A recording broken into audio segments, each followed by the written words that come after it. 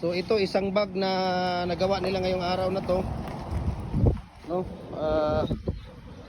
Ang ratio natin dito, ang ginagawa nila dito ay 4x4 by 7 feet na pins concrete po, semi special po ito. At ang ratio natin dito ay 6 bags of sand, 6 na sako yung buhangin, isang sako na simento, Portland type 1, no? Portland type 1 po yung simento natin dito. Tapos 4 na tubig, apat na timba na tubig, yung timba na yan, no?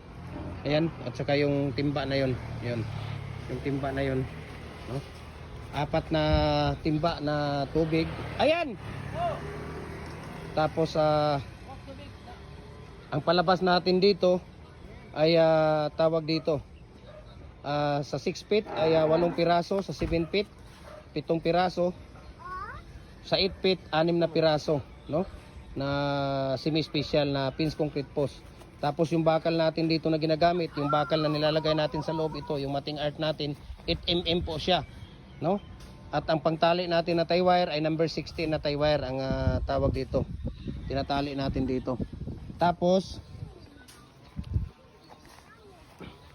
pag ready na po yung mating natin, no? Pag ready na po yung mating natin, 6 na bag yung magagawa nila dito sa isang araw. Okay, 6 na bag yung magagawa nila sa isang araw dito.